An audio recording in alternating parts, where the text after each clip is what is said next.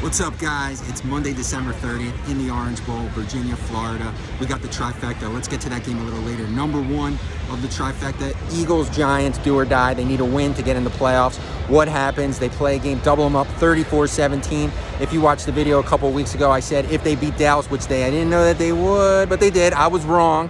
I thought they would beat the Giants in a close, gritty game, and they did, and now they're in.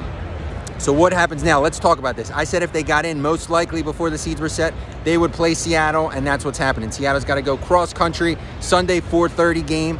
I think it's going to be crazy. This is a perfect matchup for the Eagles to spoil Seattle's great season. Seattle has no running game. They go beast mode. He's too old. He doesn't have his sea legs yet. I'm feeling it, guys. I think the Eagles actually can win this game. Carson plays well. He's going to do it. And then they're going to play what? San Francisco in the second round. San Francisco, Jimmy G's first playoff game. It's a young team. I think even though they go cross-country, I think they do it and win that game too. And NFL, it's a game of parity, guys. What happens next? Then you're going to a rematch of last year's playoff game, Saints-Eagles. What happened with Alshon dropping that ball? Eagles are going to get some redemption. Probably not for a chance to get to the Super Bowl, but I think Eagles-Saints NFC Championship game, you can book it as long as the Eagles play well, Wentz plays well. Let's see what happens. Number two of the trifecta, let's talk about Carson Wentz for a minute. I'm getting a lot of hate from this, guys. I think he's a really good quarterback. I don't think he's great yet. I told you 3 hurdles. He needed to beat Dallas, step 1, check. He needed to get in the playoffs, check, step 2.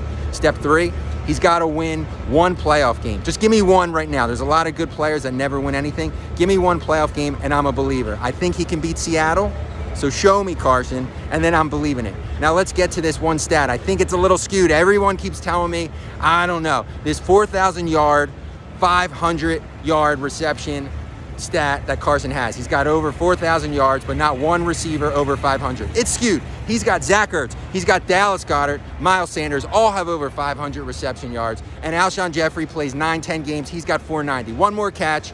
He's got over 500. But what does that mean? To me, Carson has plenty of weapons, guys. I'm sick and tired of being sick and tired of hearing Carson has no weapons. All those guys are good enough weapons to win. Scott's coming out of nowhere. Ward's coming out of nowhere. Maybe you guys heard of a guy, I don't know, maybe you heard of him, Tom Brady, 6th, 7th round draft pick, sits holding a clipboard for a man named Drew Bledsoe, comes in, turns it on, and what does he have? 5, 6, 7, 8, 9 Super Bowl appearances. These guys are waiting in the wings to do what they need to do. Scott could be Darren Sproles 2.0. Ward could be a serviceable receiver. Look at Donovan McNabb, guys. What did he have? James Thrash, Todd Pinkston, and Brian Westbrook. I think these weapons that Carson Wentz has right now, the 2 tight ends, Miles Sanders, you got 2 second-round draft picks. Come on, guys, that's enough. All I'm saying is he's a good quarterback.